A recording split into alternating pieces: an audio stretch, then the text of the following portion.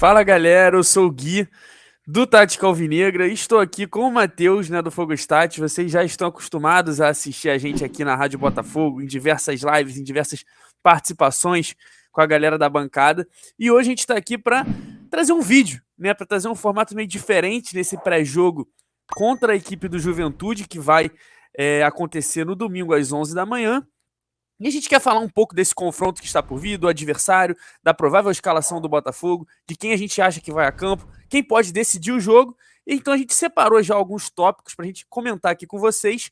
E agora eu vou passar a palavra aí para o Matheus começar esse nosso vídeo de hoje. Fala, rapaziada, eu sou o Matheus do Fogostat, né, e antes de começar o vídeo, inclusive, cara, já segue a gente nas redes sociais, @Fogostat e @Tática Alvinegra, segue a Rádio Botafogo também, @Rádio Botafogo, se inscreve aqui no canal, né, porque não custa nada, é gratuito, a gente produz esse conteúdo de forma gratuita para vocês, e é isso, o Botafogo vai enfrentar uma equipe mais frágil, né, bem frágil inclusive, é uma das piores equipes da competição, a gente vai esmiuçar isso melhor conforme o vídeo for rolando, né, mas é isso, é o momento do Botafogo realmente dar aquela virada de chave, também unir, né, os novos jogadores que estão chegando, jogadores que vão trazer mais força, né, em alguns sentidos que o Botafogo precisa nesse momento. Bom, perfeito. Eu já coloquei aí na tela embaixo, né, para a gente já começar já o nosso vídeo nesse primeiro assunto que a gente separou, sobre as fraquezas do Juventude.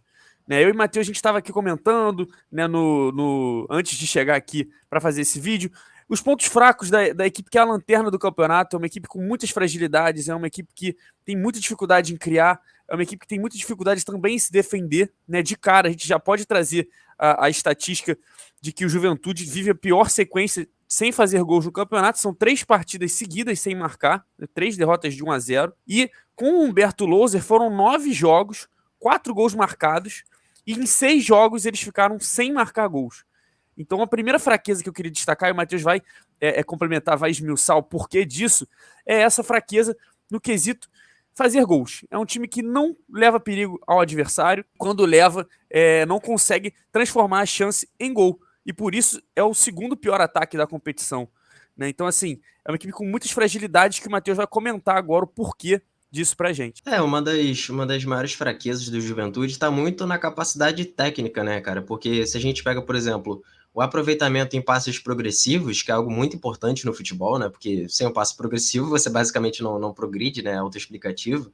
Eles têm o segundo pior aproveitamento, né? Então isso diz muito sobre a dificuldade deles realmente em quebrar, né, linhas de pressão ou até em conduções, né? Eles têm também um dos piores aproveitamentos em dribles. Então é uma equipe que tecnicamente sofre bastante. A organização nem sempre consegue suprir isso. Já não é uma equipe que é muito organizada, né? Acho que a linha defensiva deles é até organizadinha, mas na hora de propor o jogo, né? Na hora de tentar atacar o adversário, quando o adversário está postado, aí eles realmente têm bastante dificuldade. Perfeito. E em questão defensiva, também é uma equipe muito frágil, né? É uma equipe que tem sofrido muitos gols, como eu falei, os últimos 3 jogos foram derrotas por 1-0. Tivemos aí também uma derrota há exatamente um mês até para o Flamengo por 4-0. Né? Jogos contra o Coritiba que sofreram 2 gols, Atlético Mineiro que sofreram 2 gols. Então, é uma defesa fraca, uma defesa ruim. Né? Uma das piores também do campeonato. Porém, tem uma grande questão que a gente quer destacar, a gente vai também falar um pouco mais na hora da escalação, que é a questão do setor defensivo deles, jogador por jogador, não ser tão ruim.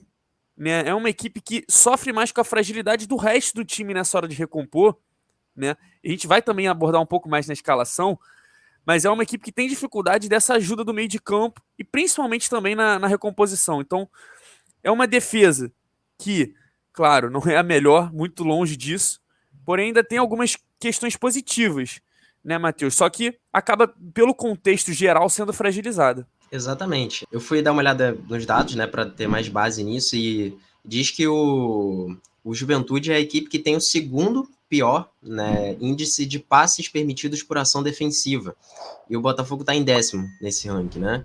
E eu até tirei os jogos do Botafogo tirei os jogos que o Botafogo utilizou o esquema de 3 zagueiros, né, para dar uma contextualizada melhor na análise, porque no esquema de 3 zagueiros foi algo muito eventual, né, algo diferente do que é o padrão do Botafogo. E o Botafogo até subiu nesse ranking, né? Então mostra que realmente o Botafogo consegue fazer uma pressão mais alta, ou uma pressão em bloco médio, né? Porque esse dado só conta os últimos 60% do campo. o Botafogo consegue pressionar melhor dessa forma, né? E o Juventude tem muita dificuldade nisso. É uma equipe que cede muitos passes ao adversário, né? Tem dificuldade em acertar os desarmes, acertar as interceptações. E é uma equipe também que tem um dos piores aproveitamentos em duelos defensivos, né? Então, isso mostra bastante a dificuldade deles na parte individual, né? E aí que o Botafogo pode se sobressair de alguma forma. A gente fala isso mais nas qualidades do Botafogo, né? Mas é isso, é uma equipe que tem muita dificuldade de pressionar o adversário, acaba deixando o adversário ter muito contato com a sua última linha defensiva, né? Por muitas vezes. E quando você deixa esse contato acontecer muitas vezes, né? O perigo é bem maior e os gols acontecem com mais constância. Perfeito. E agora a gente vai passar já para o próximo tópico, né, que eu estou mudando aí na tela, que é a respeito das qualidades do Juventude, né? A gente tem que ressaltar o mínimo de ponto forte que a equipe já apresentou, né, para a gente ter também uma atenção maior quando tiver ali na partida. E o Juventude, de cara, a gente pode ressaltar aí o perigo que eles costumam levar em jogadas de cruzamento, né, em jogadas até de bola parada, por mais que não consigam marcar muitos gols, se eu não me engano, foi somente um gol de bola parada, ofensiva, aérea. É a sétima equipe em escanteios do campeonato, né? Nos últimos 5 jogos tem uma média de 7 escanteios por partida. A gente sabe que o Botafogo não tem esse bom aproveitamento na bola aérea defensiva. Então, assim, é algo para ficar de olho aberto.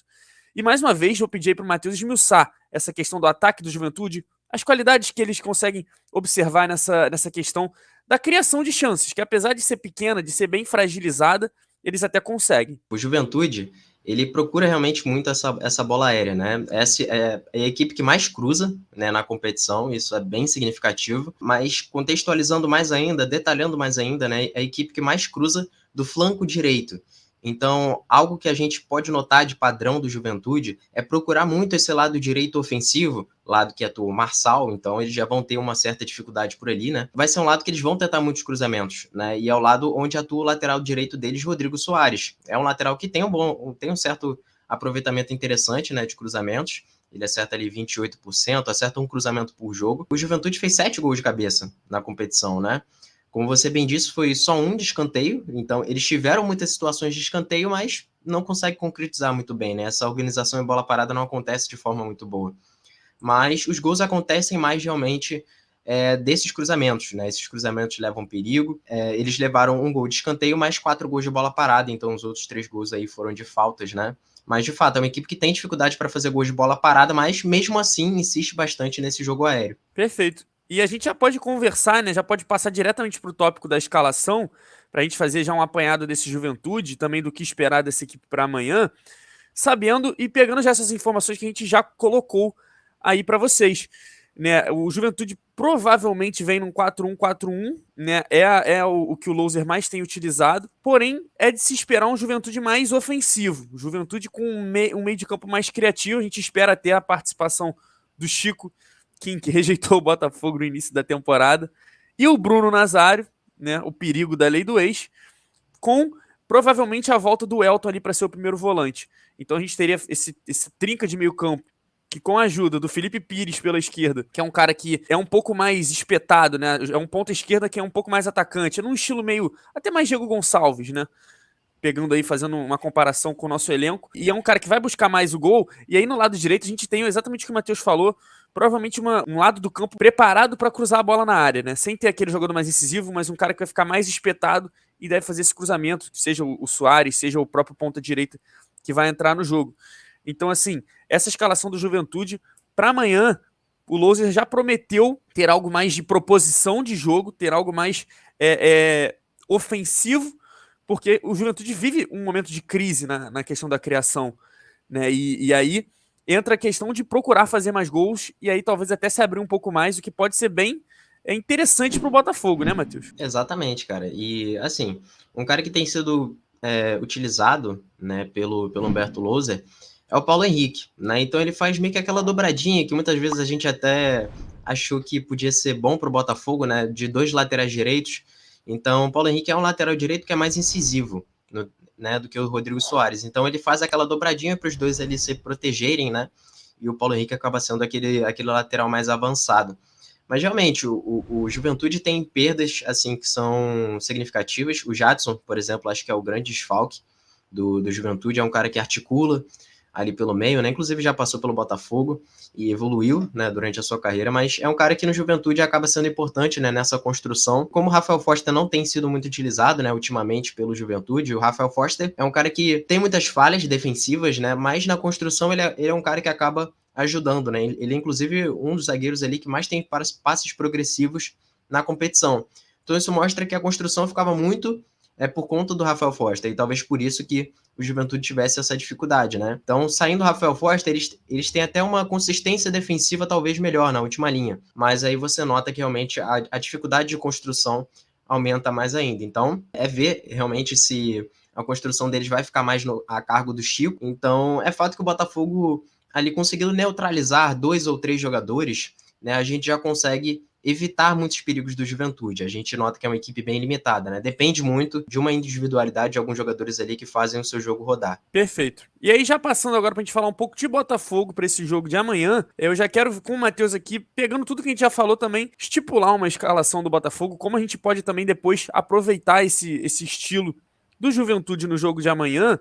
E a gente também já conversou e já deixou pronto aqui. Quero saber de você aí nos comentários como você escalaria o time do Botafogo, inclusive, se você trocaria alguém nesse time, trocaria o lateral, trocaria o ponta esquerda ou ponta direita, já que a gente vive esse momento aí de bastante discussão.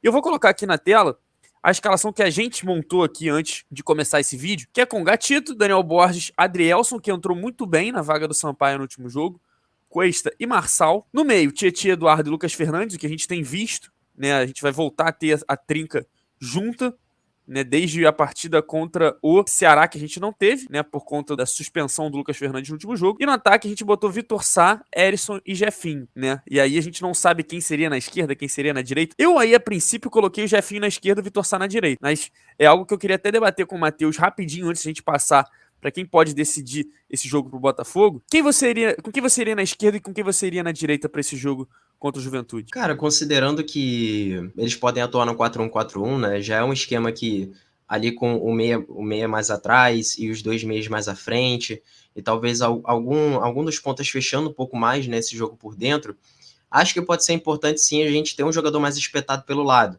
E aí eu penso que o Vitor Sá pode ser esse jogador, né? Um cara que fique mais pelo lado do campo, né? E o Botafogo possa fazer essas inversões de jogo, encontrar esse cara no 1 contra 1.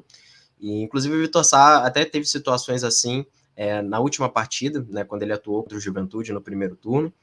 Então, a individualidade realmente dos nossos pontas pode ser algo importante. Também não dá para dizer que o Botafogo não pode variar esses pontas, né? Por vezes a gente pode ter sim o Jefinho pela esquerda, por vezes a gente pode ter o Vitor Sá pela esquerda, então a variação pode ser importante, né? Porque são 2 jogadores que têm 1 contra 1 muito bom, né? O caso do Vitor Sá é mais por questão de quando ele consegue ultrapassar no 1 contra 1, ao meu ver ele tem uma decisão melhor, né? Uma decisão no passe, talvez para encontrar um companheiro melhor colocado. Mas também é importante ter o Jefinho por esse lado, porque é um cara que tem uma eficiência no drible, ao meu ver, melhor do que a do Vitor Sá. Então é fato, o Juventude é uma equipe também que comete muitas faltas, então isso é importante, né? Talvez a gente consiga ter um pênalti, talvez, né, driblando dentro da área. E é uma equipe que tem muitas expulsões, é a equipe que mais teve expulsões na competição, tá só empatada com outra equipe que eu não lembro agora, mas são 8 cartões vermelhos. Isso é muita coisa. O Botafogo buscar esse 1 contra 1, né, como é uma das equipes que mais busca, né, na competição, pode ser interessante sim. O Juventude está empatado aí com o Coritiba, né? Acabei de olhar aqui no número de cartões vermelhos. Então, assim, eu concordo com o que você falou. Eu iria amanhã torçar na esquerda e Jefinho na direita, apesar de ter colocado o contrário aí. Acho que a gente tem que aproveitar ao máximo do jogador que consegue jogar numa determinada posição. E na direita, infelizmente, a gente não tem ainda esse cara que assumiu ali a posição com tudo que pode agregar no jogo. Mas eu ainda acho que o Jefinho fica um pouco atrás do Vitor Sá na questão de como pode contribuir para o time.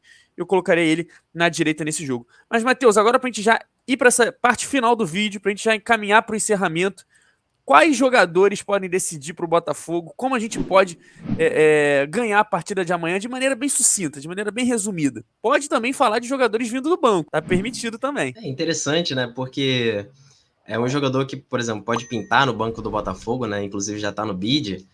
É um cara que foi até meio controverso entre a torcida, que é o Júnior Santos, né? Que é um atacante bem alto, né? E se a gente considerar que o Juventude sofreu 10 gols de cabeça na competição, mostra que realmente na bola aérea eles têm uma certa dificuldade, né? E por mais que eles tenham um zagueiro alto, que é o Paulo Miranda, né, que é bom nos duelos aéreos, você ter um jogador ali para incomodar pode ser importante, né? Botafogo é uma equipe que não busca tantos cruzamentos, então pode ser que o Botafogo tenha um pouquinho de dificuldade na eficiência desses cruzamentos, né? Mas ter um jogador ali alto pode ser importante.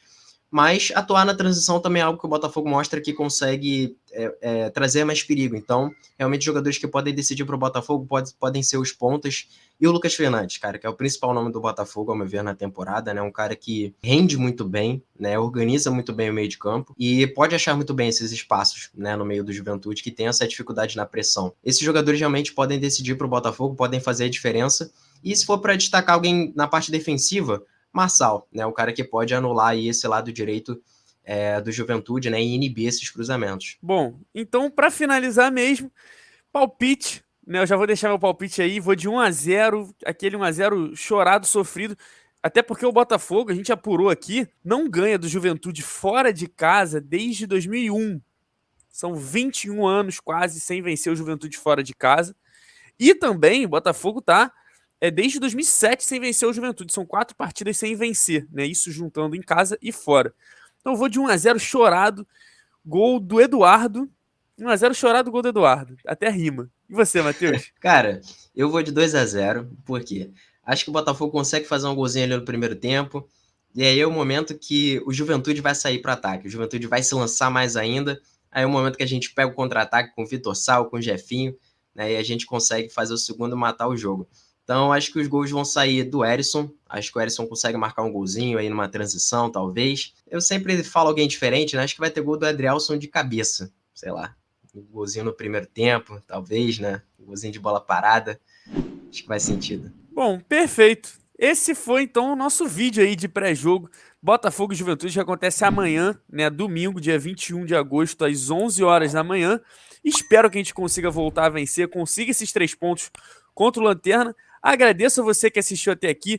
Deixe seu like, se inscreva aqui na Rádio Botafogo. Siga o Tática Alvinegra, siga o Fogo Stats, né, pra gente conseguir aí crescer essa família da mídia independente do Botafogo. Muito obrigado mais uma vez, um abraço, até a próxima e fomos!